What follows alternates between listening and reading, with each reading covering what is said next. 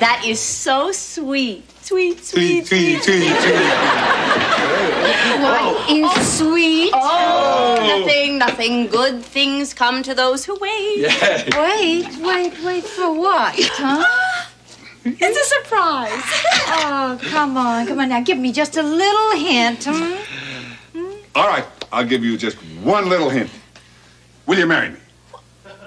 What? Guess you couldn't wait till baseball season. Well, will you? Oh, you big lug. I'm yours forever. Just as I pictured it. But my answer is no. No. No. No. There's that echo again. Hi, welcome back to Hey, away. the Who's the Boss podcast. I'm Tori, I'm Kevin. and we are here to rewatch and discuss every single episode of Who's the Boss. Today we're going to cover Season 4, Episode 21. The title is Marry Me, Mona. It first aired on Tuesday, March 29th, 1988, and the TV Guide summary says, Mona has cold feet when it looks like her relationship with Max is leading to the altar, until she meets his ex. What does yours say? Oh, I thought, I'm like, oh God, we're stopping again? No. I was always wait for more. Mona rejects the marriage proposal of Max Muldoon, then changes her mind when Max's ex-wife Suzanne shows up, asking him to get back with her. Angela, unaware of Mona's motives, meanwhile, wonders why her mother is suddenly so eager to marry. And then there's another one from Anonymous, just like it, except she must be the same same person at another one. She added that Suzanne's 24. Do they ever Yes, say her age? they do. Okay, say they her do. age. Okay. Yeah. Well, then that's perceptive. That's good. And then there's Max Muldoon proposes again to Mona. Initially, she refuses, but suddenly Tony and the Bowers get to enjoy planning their bachelor nights and wedding and welcome a desirable in-law. Desirable. He is a desirable in-law. He is. Angela, however, soon smells a rat and ends up making Ma admit she only got interested again after learning Max's younger ex wants him back. Being an insatiably competitive man-eater, Oh, dear. which Angela can't accept as motive. Okay. All right. So this episode is very odd. Now, first off, I'm going to say I like this episode way more than I was expecting. Yeah. Didn't you think you hated this episode? Or not Yeah, I hated, never but rewatched never it. liked it. Yeah. Really? But Because I feel like we rewatched this recently when I watched it today. really? Yes. Are you sure you weren't thinking of when she met Max? No, I feel like it seemed familiar to me. Well, it also has familiar parallels to the episode where Mona redoes her apartment. Like the big blow-up fight and then Angela going to the apartment to make up. Yeah, but I mean, when the girlfriend shows up, Oh, Suzanne, okay. I just feel like I saw that right, maybe recently. we So did. the only thing I can figure is we watched the episode before it and it rolled into this, and Oh, we were maybe. like putting Yeah, dishes yeah. away, and I sat Right, here and right. watched it and didn't help put dishes away or something.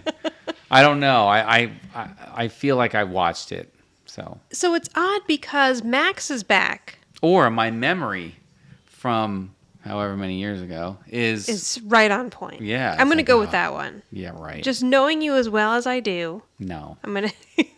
Okay, so Max is back, but we haven't heard a lick about Max since he was on last. No, and we know Mona's been a little promiscuous in the meantime, too. Yeah, they have not. It's not like even Mona said anything, referring to her boyfriend Max or that now that she's in a committed relationship. Nothing. We've heard nothing. So first I thought, okay, well, was this episode supposed to air right after his first episode? And that's why, it was a complete storyline wrapped seems up. like I thought about that today too. Like this seems like it was supposed to air 4 episodes ago or something, or 5 or whatever. Yeah, but it did not air after. It was not filmed until Just Me and Mona, or Just Mona and Me, is episode 4-8 as far as Okay. being filmed. So it was the 8th episode they shot. And then this episode is the 19th episode they shot. Oh wow. Yeah. But it still doesn't mean that maybe they were supposed to air closer together. You know what I mean? Like, it still could have been the plan, but then for some reason it wasn't. Well, so my Because thought... they do air stuff. Yes. Shoot stuff out of order. But then my thought was, because there's such a gap in between, they didn't know that Leslie Nielsen would be able to come back. They just kind of went on as if it was a one-shot. Okay. Maybe they were hoping that he would be able to come back for another episode, but didn't know. And then once they knew, then they put this together as if they had been. That's possible. The other thing about this episode is there are 4 writers listed. Oh. It's Ken Cinnamon, Howard Myers, Karen Wengrod, Joe Fish. Joe Fish is the only name that I don't recognize. Me either. In that Well, group. His first episode was Steady as She Goes. So actually, he just wrote an episode. And I think I remember his name because I was like, Fish? Oh, yeah, Jenna Fisher is probably how you say it. Okay, Fish. So then I wonder, like, okay, was it Leslie Nielsen can come back, so we need to write an episode. You 4, go maybe. do that right now. Yeah, you 4 go. Joe Fish and the We're crew. putting 4 people on this one. Yeah. So yeah, so it's very odd. Or it's just bad continuity with an 80s sitcom. Probably. Because now Max is back. Yep. So when this episode opens, Mona is walking down the makeshift aisle they've made in the living room. Yeah. She's coming down the stairs. And She's there's in flowers a full... everywhere. Yeah, I mean... Full wedding gown. Full wedding gown. Like, this doesn't even look like what you would think like a second wedding would be. This is like first wedding level wedding gown. She is all decked out. So as she comes down the aisle, Angela's looking at her all lovingly. Everyone in the audience, the aisles is looking at her. And we see that Max is up at the altar. He's standing next to Tony, and he's like, "Isn't my bride beautiful?" And then Tony says, "She's more than beautiful. She's Mona." What does that mean? I don't know. But I guess we have to assume, we do assume, we have to know that this is Tony through somebody else's lens. So I think it's pretty funny, actually, that he says something like that. Because we don't know whose point of view this is yet. She gets up to the aisle, and the minister says, normally we ask this question later in the ceremony, but I'm just going to go ahead and get this out of the way now. Is there anyone here who objects to this union? Speak now or forever hold your peace. But all things considered, he says. What does that mean? He says, but all things considered, and then he says, does anyone... Oh. Well, it's just funny, all things that means considered. he probably also knows Mona. He's probably slept with her. A bunch of guys stand up and start to object. There's a businessman. Somebody says, "I object." Someone else says, "Me too." And then someone else says, "We thought we had a date on Friday night." So there's a businessman, a firefighter, a construction worker, a police officer, a football player, and a man dressed in what looks like to be a military uniform. And Mona's like, hey, settle down, guys, settle down. Listen, thanks for the memories. It was great while it lasted. And some of you lasted longer than others. I know. There's that joke. And then she says, but from now on, I am a one-man woman. And she looks over at Max, and he's all beaming. He's very excited. So Tony says, think of all the single bars right now are lighting candles. Single bars. Because they're losing Mona. Yeah. And Mona goes up to Max and says, "You big lug, I'm yours forever." Now the dream is over, so we get a little dream sequence fade to Max sitting at the kitchen table with Angela and Tony. And he's like, "That's it. That was my dream." Nobody's dreams are ever very interesting. No, and that's a kind of terrible dream. A bunch of dudes that Mona probably slept with showed up to your wedding and tried to stop it. I know, like you would think it would be. At first, you think this has to be Mona's dream. Right, but then that's what I thought at first. It's funny that it's Max's dream. And what's funny is that was Tony through Max's lens when Tony was all like, "She's not just beautiful. She's Mona." She's Mona. So he's like, "It's so clear in my head, I can almost picture it." And Angela says that he paints a very romantic picture. All right. And Tony says, "Yes, Mona getting married makes me want to throw wild rice." Do they still throw rice at weddings? I don't think they do. No, I don't think that's the thing anymore. Or bird seed. Yeah. Yeah, rice. The rice probably wasn't good for whatever animals. It's not good for the birds, I think. Came around and ate it after. Come and eat it. Yeah. Max says to Angela, so I'm to assume that I have your permission to marry your mother. She's like, you have more than my permission. Like, I am so excited. Welcome to the family. And she gives him a big hug. Tony says Mona kissed a lot of frogs to get to this prince. And then he throws himself on this pile of hug here they're making a little Max sandwich. Strange. Max says, I need your help because I really want some advice on how to ask her. I want to make this a very special moment. And Angela's like, oh, I know. Sit down. I've got it the perfect way. Do you think this is really going to be like Angela's so overly romantic that I was wondering what this was going to be, but it actually was pretty cute. She says, take her to a little French restaurant for a candlelight dinner. Then when she's not looking, slip the ring into her champagne glass. But make sure she doesn't... Tony says make sure she doesn't chug a lug. Like Mona's going to suddenly pound down her champagne. Right. We're going to have to remember these because I feel like there's going to be a point when Tony and Angela get engaged, and I feel like both of these scenarios that they're mapping out here happen in in one way or another. Yes. So Tony's like, I'm a little surprised, Angela, that you didn't think of something more romantic. And she's like, what's more romantic? And he says, picture it. You're at Yankee Stadium. Yeah, I'm sure Angela thinks that's very romantic. I know, right out of the gate. And then not only Yankee Stadium, you're at Yankee Stadium on Hat Day. I don't understand what that has to do with anything. Does the hat come back into it? The hat? Yeah, he says it's Hat Day. I don't know if it does or not, but that means everybody got a free hat. So that makes it more romantic? Yeah, well, yeah. I mean, bonus, because it's Hat Day. Okay. Like when you go to you don't always get a free gift when you go to a baseball game, but like they give away bobbleheads and hats. I so see. on top So of it's it, just on top of him getting engaged, which is I see. one of It's the best Hat days Day. of his life, it's also he got a free hat. That's my takeaway from it. I see. Now, I wasn't thinking from the man's point of view. I understand It's Hat better Day. now. Tony says, in one hand you have a hot dog with mustard and relish. In the other hand you have a cold beer. Oh, that sounds good. I like where this is going. In your lap is a box of Cracker Jacks. Now, during the 7th inning, you go for the box of Cracker Jacks and you pull out the prize, but it isn't a plastic whistle. It's a diamond ring. Oh.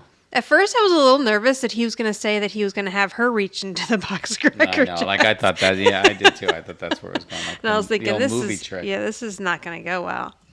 It's a diamond ring. Then suddenly, the organ player plays, da-na-na, da-na, and over the loudspeaker you hear, Angela Bauer, will you marry me? And the crowd goes wild, and he makes an echo, me, me. Just silly.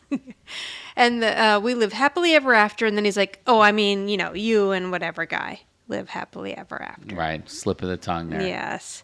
And Angela's like, oh, that is so beautiful, Tony. So she actually did think that was quite sweet. She said, that's very sweet. Sweet. Silly. The echo again. Now, just then, Mona walks in, and she wants to know what's going on. She's like, what's sweet? And they're like, oh, nothing. Angela says, good things come to those who wait. And Mona's like, wait, for what? And they're like, never mind. You'll find out soon enough. So they're all excited. They're saying that there's going to be a surprise. But Mona says to Max, just give me one little hint. He's like, all right, I'll give you one little hint. Will you marry me? Tony says, I guess he couldn't wait for baseball season. Yeah, that's pretty funny. And Mona says what he heard in his dream, which is, you big lug, I'm yours forever. So Tony and Angela are quite excited. And he's like, oh, this is just like my dream. And then Mona says, but the answer is no. All right. And then everybody said no. Yeah, he says no. And Angela says no. And somebody else says no. And Tony says, there's that echo again. Somebody else. I can't remember who it was. No, it just Probably made me Mona. laugh. Yeah, it's just someone outside the door. Right. No. So now, I don't think you have this part. You know what? You're right. I don't. Yours goes straight to Marry Me, Mona. Yeah, which is really In the weird. sky. And they cut out a lot. Yeah, this is a lot of stuff here. There's going to be a great Tony and Angela scene too. Okay, so it's the next day, a couple days later. Who knows? Yeah, I guess so. Jonathan walks in the front door holding an enormous bouquet of balloons or bunch of balloons or whatever you would call it. And they say Max and Mona all over them. Jonathan says, I'm really getting tired of hauling all this romantic crap up to Grandma's apartment, so I hope she says yes soon. Samantha, who's sitting on the couch eating a heart-shaped box of chocolate, says, I hope she at least says no to nougat because I'm going to blow up like a balloon. And she points to one of the balloons he's holding. Jonathan asks Sam, is this how you get a girl to like you? By spending a lot of money? And Sam says, no, I mean, there's other ways. Like you can be cute or funny or charming. Then she looks at him and says, spend money. Yeah. Aw, Poor John. Jonathan. Now in the kitchen, Angela and Tony are in there, and Angela's also eating a box of heart-shaped chocolates. There's chocolates everywhere. Yes, there are. And Tony's like, will you stop it? Dinner's in 20 minutes. You're going to ruin your appetite. Yeah, because has he taken his roast out? No, the roast is still in the oven, I think. Okay. All right. And he says, she says, I can't stop. Is there a Betty Ford clinic for chocolate abuse? Tony says, you don't need a clinic. You just need to say no. So she's like, okay, no. And then she eats another piece of chocolate. It didn't work. It didn't work. So she takes and she puts the lid back on, and then she goes to put it away. And if you look here, Tony's doing something in like his hip, either her hip or somebody's hip hits the counter, and the entire kitchen counter the wobbles. Stove, the counter, everything moves. Not something you would see in a regular kitchen. No. Angela says, I wonder if Max and Mother are joining us for dinner. And Tony's like, I think so, unless he's going to wine and dine her again. And Angela says, that guy is so romantic. Tony's like, yeah, he doesn't give up. And Angela can't understand why her mother's not responding.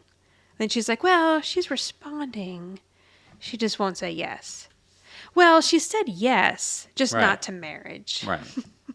Yeah, that was good old Mona. Yeah, and Tony says, Mona, she needs her space, she needs her freedom. She's like a wild gazelle roaming the tri-state area. Wild gazelle. She cannot be tamed. And Angela says, well, maybe he can hit her with a stun gun.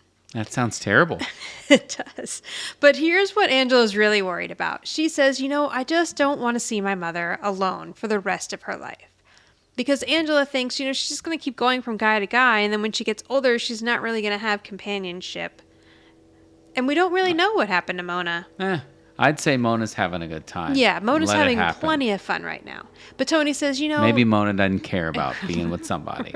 She's got Angela and Tony, and that's pretty much all she needs. That's right. Tony says 2 people can love each other and be together without being married. Really, Tony? You think that? Yeah. Okay. What the hell are you two doing? And then they just kind of stare at each other for a minute, and he says, I'm going to go take out the garbage.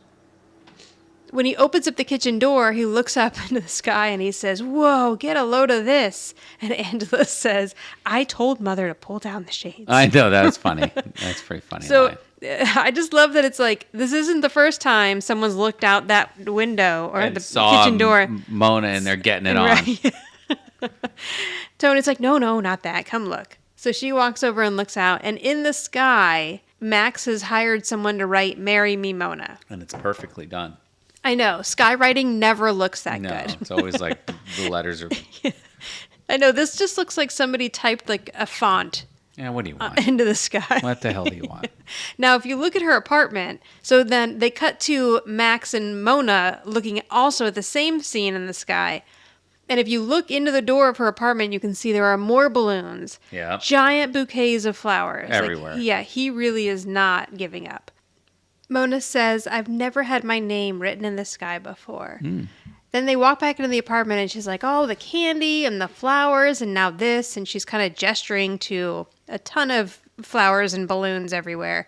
You're spoiling me rotten, and I'm a pushover for rotten. So he's like, okay, does that mean the answer is yes?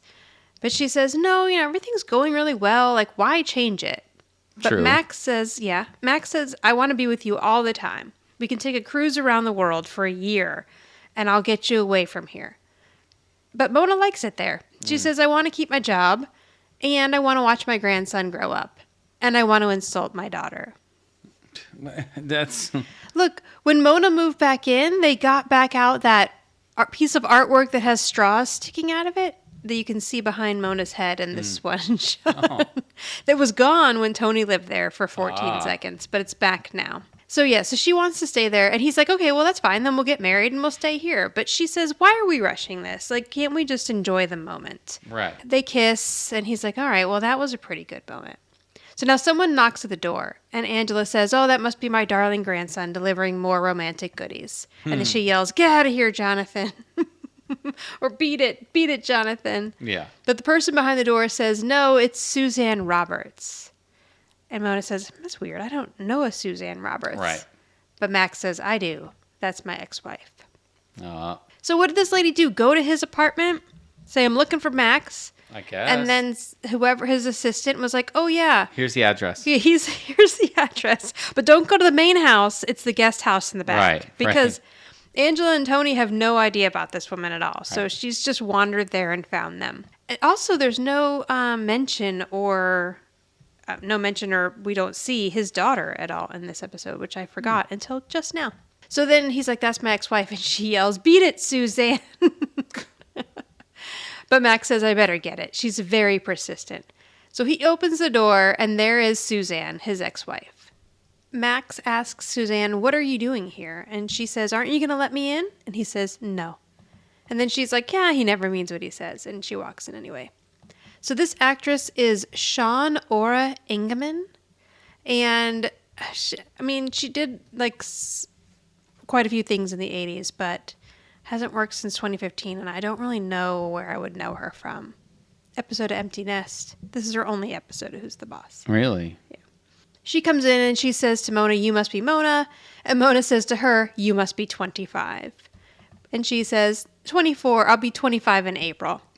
This actress I looked up is actually 29. She was close, 29 but at the time, yes. Yes.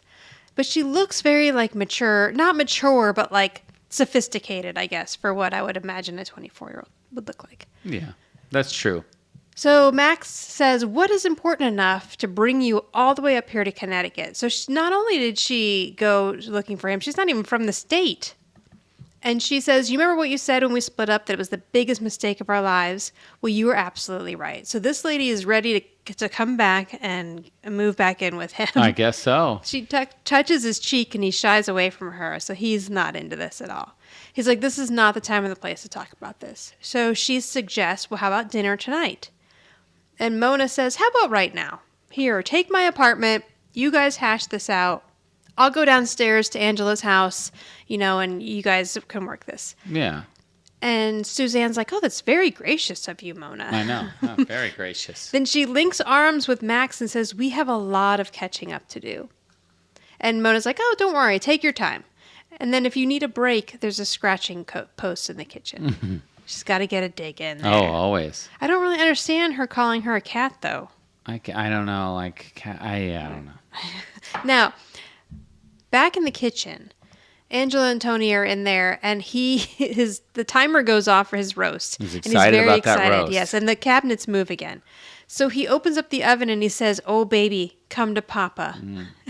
Very excited about this roast that And no one it's wants to a eat. center-cut roast with new potatoes, baby carrots, and gravy to die for. Perfection in a pan. Meanwhile, Angela's putting Alka-Seltzer into a glass of water, and she says, "It's too bad I'm stuffed. I should have never had that last chocolate." Tony says, "Yeah, or the 40 before it." Right. See, and I didn't have this in my in the Daily Motion one that I watched. But No, I'm sorry. I had this. I didn't have the other you thing didn't of her see her eating all the chocolate. Right. That's what See, I meant to say. And you saw no reference to But I chocolate mean, because you I also got didn't have the the- Samantha part. Right. I did get the reference that she ate all the chocolates, but I didn't know where the chocolates came from. So I just know Angela that she just- jammed 40 chocolates in her face, and then she needed an Alka-Seltzer. She just found chocolate. Yeah. All right, now Mona bursts in the kitchen door and says, "Life is wonderful."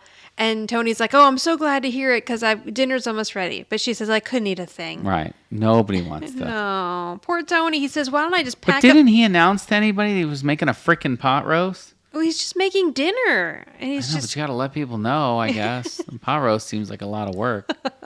because it's Tony made a turkey last week. Yeah, that's true. For no He reason. says, "Why don't I just pack up my meat thermometer and go where people eat?" But she says she's just too excited to eat. Now, okay, here's what I don't understand about this. Did Mona come straight from the apartment into the kitchen and say that she's going to marry Yes, Max? I think so. I think she thought about it on the So at way, this and moment in immediately she time- knew I need to marry him because Okay. his 24-year-old's showing up. So right now, the 24-year-old and him are up in her apartment talking. what if they had decided to get back together? This know. was really going to blow up in her face. Well, then, yeah, right. Yeah. True. So she says she's decided to marry Max, and they are very excited. They're like, Angela's like, what made you change your mind? And Tony says, who cares what made her change her mind? We're getting married. And he pulls her into a big hug. Yeah. So Angela's happy, but if you look at the little look on her face right at the end, she's also apprehensive. Very concerned. With her Alka-Seltzer that Judith Light is not going to drink. So we go to, I'm guessing, a few days later. Luckily, Max and his ex-wife didn't get back together, and Tony has just come home from shopping with Mona. He's got a bunch of packages in his hand, and as he opens the door, he says, ladies and young ladies, presenting in this living room only, the future Mrs. Mona Robinson Muldoon. And then Mona comes in strutting with a nightie held up. I mean, again, very inappropriate. Onto her. And Angela says, don't you think that's a little risque for the wedding night? It's actually not. No. I mean, it's perfectly fine for a wedding night. And Mona says, no, wedding night. This is for the wedding. Right. I think even Sam's in the background shaking her head like, no, that's perfectly fine. Yeah. Tony says, we had the greatest time out there. It's bride heaven. Right. We picked out stemware, flatware, towels. And Mona says, I couldn't get them out of housewares. But Tony says all she wanted to look at were ceiling mirrors. So, like, did they sell I don't think so. mirrors back then? Is that a thing? I don't think it was ever a thing. All right. I mean, I think you can get a ceiling mirror, but you're not going to, like, find it at Macy's or anything. Yeah, I think you just wonder. have to get someone to install a mirror on your the ceiling, right? I guess so. I would just be worried that would fall on me at an inopportune moment, Of course. especially here with earthquakes. Of course you would worry about that. Nobody wants that. No, nobody does. So Mona says to Sam, come on with me. Let's go upstairs and you can help me unwrap all the packages. And Sam's like, oh, great. I can't wait to see what you've got. She grabs all the bags from Tony. Tony hands Mona a red box and says, Mona, do not let her near that red box. What do you think's in there? I don't know. I mean, she was already holding up the nightie. Yeah, So something maybe else. that's like actual, like a whip and some sort of corset. Yeah, well, yeah, you really took it in a different direction. What were you thinking? I don't know. More like underwear. I don't know. Well, she's already Lingerie? holding up Yeah, the you're right. lingerie. Yeah, I guess it's a whip. Either that or it's a toy, which is even worse. Yeah, it's true. Okay, I mean, not worse. Just not appropriate for this show. Angela's like, wow, weddings are a lot of work. Makes you wonder if it's even worth it. And Tony's Here like, we go. Tony's like, what are you talking about? This is exactly what you wanted. And Angela says, I thought I did, but, I just don't understand, like, why she changed her mind so quickly. Tony's like, Mona's happy, Max is happy, I'm happy, and you're a wet blanket. Yeah, wet blanket. Poor Angela. I know. She's like, it doesn't add up. Like, one day she wants to be free as a gazelle, and the next day she's making a lifetime commitment. But Tony's like, you know what? That's Moni. Who? Mona. Moni. She's flighty, she's free-spirited, and she's wacko. Okay. Yeah. But he's like, you know what? This is her business, and she can take care of herself. And Angela's like, yeah, maybe you're right. And he says, aren't I always? And then they're going to let us know that some time has passed. Right, but playing some music. By playing some music and zooming in Into the quickly house. to the living room windows. Yeah, that's what they do now. It seems to be a later season 4 thing. Yes, We they've didn't see really that a picked lot it in the up. show at all. They really picked that up. Mona and Angela are sitting in the living room, and they're going over the guest list for the wedding. And Mona is wondering, should I invite Edith and Edgar Simmons? And Angela's like, sure. And do you want to? And Mona's like, no, I don't want to, but they invited me to their wedding. All right, well, invite them. Well, that was real snore. Okay, so don't invite them. She's like, well, I mean, I gave them a pricey gift, which means they're probably going to give me a pricey gift. So Angela's like, it's funny. One minute you're saying that, like, you don't want to get married, and then the next minute we're sitting here, like, planning a wedding. So what was the magic moment? What made you change your mind? Angela's really digging here. Yeah, of course. Can't leave well enough alone. Mona says, there were actually several moments, dear. We'll talk about it when you're older. Oh, gosh. Like, you just gotta... Everything is sex with Mona. Right. But Angela's not letting it go. She's like, I just can't help but think that there's something else going on here. So Tony walks in, and Mona quickly changes the subject to get Angela to stop talking. And she asks Tony, should I invite the Simmons? And Tony's like, I don't know. I mean, the last party we went to, He got drunk, put a lampshade on his head, and started taking off his clothes. Oh, sounds like a fun dude. Yeah, and she's like, all right, they're in. Yep. Where was that episode? I know. Where We was missed this that. party? I know. I want to see that.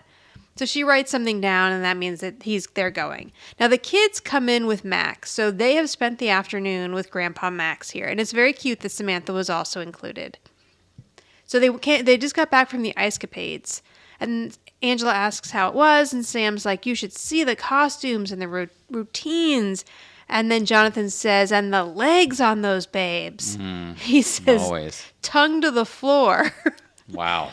And Angela's like, where do you get these things? And Tony says, Pee-wee's Playhouse, and then gives him a look, which makes me think that at some point, Tony made a reference to his tongue being on the floor in front of Jonathan. Yeah, right. Pee-wee's Playhouse. We saw in the last episode, and now this continues through the rest of the series, where Jonathan is like girl crazy. Max gives Mona a box, and he says, I got some munchies for you. Right. And Tony's like, oh, come on. He's like, I've reheated this roast twice already. If I do it one more time, I'm going to be wearing it on my shoes. Yeah. But they kind of point to it, and they show him it's Cracker Jacks. Like, stop it. She's got to open it. He's like, oh, okay, go ahead. You know, it's a good appetizer. So she opens it up, and she's saying, the last time I got one of these, I found one of those little things that click and make cricket noises. I'm not too familiar with the Cracker Jack toys, but that must have been a popular one. That must have been one of the toy. Yeah, pretty sure. But this time she pulls out a diamond ring. And Wow. Tony says, that's some cricket clicker. Yeah. Jonathan's very proud. He says, I helped pick it out. And Sam's like, I helped too. You wanted to get the smaller one. I held out for the major rock. And Tony says, that's my girl. Okay. Of course. And then Mona says, we're going to be so happy together, just the three of us looking at the ring. Okay, does no one remember that this guy has a kid? Yeah, and that I was like a guess. major point Yeah. the last episode he was on. That suddenly is out the window. So she grabs Max. Oh, I'm sorry. So Max says, not that you care, but it's twice as big as Suzanne's. That's a really odd thing for him to say. Yeah, I Now, know. I know he has to say it here because they need to bring up Suzanne so that Angela's ears can perk up. Right. But, like, would he really say that? No one would say that. Probably not. No. And Mona's like, oh, Suzanne's Max's ex-wife. And Angela's like, oh, really? And he says, yeah, she dropped by a couple of days ago. And let me tell you, Mona showed so much class. Like, she wanted to get back together, but I told her that this guy is taken. And then he kisses Mona. So Mona's like, come on, let's go, let's go back to my apartment. Basically means we're going to go have sex now. Right. And Angela says, wait a minute. Can we talk real quick in the kitchen? And Mona says, all right. But she says, you know how to spoil a girl's fun. Then she tells him, don't go too far, caveman. What does that mean? Why is she calling him caveman? No, like a term of endearment or affection, or I don't know. Because she was the one dragging him out. So it's not like he was trying to drag her out of the room. But Yeah. then Tony's like, I won't. Okay. So they go into the kitchen, and Max says to Tony, don't you think it's time that we start planning my bachelor party? Jonathan's ears perk up this time, and he says, oh, can we get Thai Babylonia to jump out of a cake? Yeah. So we looked that up, and she's a figure skater. Yeah, figure skater. So she must have been at the Ice Capades show that they just got home I guess. I don't see her listed as in the Ice Capades ever, but that doesn't Well, mean... yeah, okay. doesn't But I mean guess he anything. was just picking an ice skater Right. name because they just saw ice skating. Right, who's good looking. Right. So at the time, Inside the kitchen, Mona and Angela are talking, and Mona's like, oh, okay, so I didn't mention his ex-wife, but I have a lot of things going on in my mind.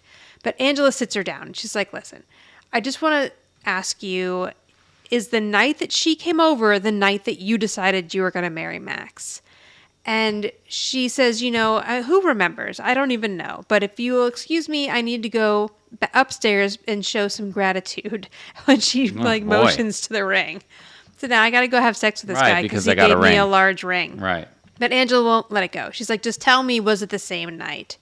And Mona's starting to get angry. And Angela's like, listen, you wanted to be free. Then his ex-wife comes to visit, and now you're wearing a ring the size of a coconut. And Mona's like, oh, is that what it is? Do you have coconut envy? No. So Judith and Catherine Hellman are so great together. And I feel like this kind of is parallel to when we saw them together on the episode where Angela realizes that Mona had an affair on her father. But when these two are together, like, this is going to escalate a bit and Mona gets a little crazy here, but their scenes together when they're emotional are so good. Like, they're not crazy over the top. They're, like, just enough, I think. Right. So Angela says, I think you feel threatened. And Mona says, Mona Robinson doesn't know the definition of the word threatened. So then Angela tells her what it means. I know. Insecure, vulnerable, feeling inadequate to she a reads the former whole wife thing. who happens to be a younger woman. So this is exactly what made Mona decide that she wanted to marry Max. But she is not ready to give in to this at all. So Tony comes in. He's like, it's time to check my roast. Poor Tony and his roast. I know, and the roast. And Mona Just gets keeps getting mad. put in the oven. No. Like, can you even reheat a roast in the oven It's twice? gotta be like a leather shoe. Oh, yes, exactly. So now Mona's angry and she says, I don't want to talk about this anymore. And Angela's like, I just don't want you to marry Max for the wrong reasons. And Tony just walked into all this stuff. He doesn't know what's happening. And Mona's like, well, if you feel that way, then you shouldn't come to my wedding. So Tony's like, no, wait. What are we talking about? Everyone's overreacting here. But Mona says, you know what? I'm going to find a better place, somewhere with more room and nicer furniture. Now she's just being mean. I know. Tearing into the furniture. But this is the same thing that happened when they argued over the apartment, too. Like, it escalated very quickly, and Mona lost her mind. So Tony's like, we can just rent some more chairs or something. Like, you don't need to get all upset. So she says, we'll have it at Max's apartment or on his yacht. That'll be a much better option. And then she leaves. But before she leaves, she says to Tony, don't worry, you're still invited to the wedding. Mm-hmm. And then she really leaves. So Tony's like, what happened? Confused. Right. Angela's like, she won't listen to reason. She's only marrying him because she's afraid of losing him to Suzanne. And Tony's like, I don't think that you're right. And she's like, I know that I'm right. And she's really getting angry at Tony now. And he's like, okay, well, then maybe you are right. But she's your mother. And she's getting married and you need to be there. Yeah. And then she says, you heard what she said. She doesn't even want me there. Judith is so good in this part. Like the way she says that line, because you can tell she's like crying, but like trying not to cry. Yeah. I always feel like the best cry acting is when someone's actually trying not to cry. Right. Because they are going to cry. But yeah, it's so good. This part and then one other one in Mona's apartment. I think she does such a really good job. We know that she is a dramatic actress and this is a sitcom. And so it's great to see these little moments. And again, like, I don't feel like it's really too over the top. I feel like they're subtle enough that they feel real. Like, it actually feels like a real emotion that Angela would be having. Another great thing they do here, though, is since it is a sitcom, they kind of break it with a little bit of levity, where then Tony's like, what is this? What is the world coming to? It's enough to break a housekeeper's heart. So it's like, it just makes you giggle in him and then kind of breaks that tension. I know. Up in Mona's apartment, she and Jonathan are sitting on the couch and they are going through all the invitations.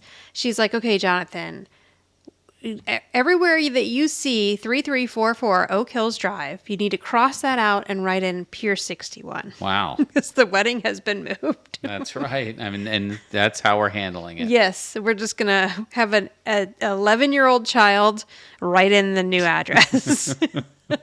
And he says, oh, wow, getting married on a boat is a neat idea. If anyone brings a bad gift, you just make them walk the plank. Yes. Yes. Like it's a pirate ship. Apparently. Apparently. This isn't Goonies, Jonathan. It's a wedding. Now, the door opens and Angela comes in. And she asks how it's going. And Mona's like, oh, I'm fine. I couldn't be happier. So she tells Jonathan to run downstairs and go and put all of those in the mailbox. So I'm guessing those are the ones that she worked on because he couldn't have done that fast. Right. Yeah, it has to be. Yeah, so he's like, okay, sure, Grandma. Then he says, hey, listen, as soon as you get married to Max, will he put me in as well? And she says, goodbye, Jonathan. Wow. Yeah. Jonathan always wants money. Angela says, I came to deliver this. And she hands out a gift to Mona. Mona's like, oh, it's our first wedding present. She's like, it's from me. And Mona asks, why? And she says, well, just open it. So Mona opens the box, and it's their great-grandmother's sterling comb. Yeah, the sterling comb. She says, you gave this to me on my wedding day with Michael, and now I'm giving it back to you. And she asks her mother, do you remember what you said when you gave it to me? Mona says, break it and you're dead. And Angela giggles a bit, and she's like, yes, but then after that. And Mona's like, I don't know, probably just some mushy stuff. And Angela's like, I remember exactly. You said that Michael wasn't your first choice for me for husband, but that I'd always be your first choice as a daughter. That would really suck if somebody said that to you. I mean, like, she and Michael's marriage obviously didn't work out, and Mona was right. But like, if you got married, and would you really tell your kid, like, this isn't my first choice for you to marry? Like, what if they stay together for 50 years? I know, right? That's an awkward 50 years. It is. But that I'd always be your first choice as daughter. And then Mona's like, I said that, and it doesn't at all sound like Mona. No, it doesn't. And Angela says yes. She said, and you said that as long as I was happy, that's all you cared about. And now I'm saying that to you. And then Katherine Hellman is so good here, too, because she's also, like, kind of tearing up, but, like, not really crying. And then the way Judith says this next line, like, I actually did tear up a bit. But Mona says, thank you, dear. And then Angela says, now may I please come to your wedding. And you can tell that Judith is trying so hard not to, like, really cry, because her voice is, like, so high and tight. Right. They do a really good job together. So, yes, she says, may I please come to your wedding? And then I feel like she does kind of start crying a little bit more, but you don't see it as much. And then they start hugging. Mona's, like, looking at her, and she's like, you know, you should see Suzanne. And she's saying she's really beautiful. And Angela's like, well, Max has really great taste in women. But Mona's insisting, like, you know, I'm not good with this whole being insecure thing. And Angela says, what does she say? You've met the master? Or yeah, right. Yeah, I'm a master at it. So you can just come lean on me. Right. And Mona's like, okay, well, I will do that in a minute. And she jumps up and heads for the door. And Angela says, where are you going? She says, I need to tell Jonathan not to mail those invitations because this lady is not getting married until she's good and ready. Oh, boy. Yeah. Then she says, I just hope that Max will understand. And Angela's like, of course he's going to understand. She's like, no, I mean that I'm holding on to this coconut. And she holds up the ring. Why would you keep the ring? I don't know. But I mean, I guess maybe she's figuring that they're going to keep dating, but we never see Max again. Right. She just never figures, spoken of. Hold on to the ring. Yep, never see again. Okay, now in the tag, Max, Jonathan, and Tony are all sitting on the couch smoking cigars. And Max says to Tony, you really know how to throw a bachelor party. And Jonathan's like, yeah, this is wild. This is cute again because didn't Tony do something similar with Jonathan for his dad's bachelor party when Michael got married? So it's cute that they're just kind of indulging Jonathan again. Yeah. So Max is like, Tony says, Max, you're a real good sport for doing this, even though Mona called off the wedding. I know. But Max says, don't count me out yet. Like, I didn't become a successful businessman by taking no for an answer. That's right. Sorry, Max. This is it for you. Yeah, right. I'll see you later. Tony's like, you never can tell with these Robinson women. So now he's like, okay, hang on to your socks here. Oh, no. Yeah, he said, this is going to knock your socks off. He's like, I got a great tape. So he puts a tape into the VCR, and he tells them all to get ready. And it's the Ice Capades. Of course it is. Shut up about it. And Jonathan's like, all right, this is hot. They continue to smoke their non-lit cigars. And that is the end of the episode. Yeah, that's funny. Funny little ending. Okay, so I think you went first with rating last time. Because I went first with Boss, for sure. All right. Okay, I gave this episode a 7. I really enjoyed it. I enjoyed it more than I thought I would. Mm-hmm. Angela and Mona are so great together. Katherine Hellman and Judith Light, like, they just really work well off each other. Yeah, they did good. They're so good with the dramatic stuff without making it feel way too cheesy for a sitcom. It was a good character development episode. Like, it really kind of took a look at Mona and, brought up the fact that she felt insecure. And Angela really picked up on that and wouldn't let it go, which I thought was sweet. So, yeah, I liked it. Yeah. All right. Well, I give it a 7, too. All right. Pretty much for most of the reasons that you had just mentioned.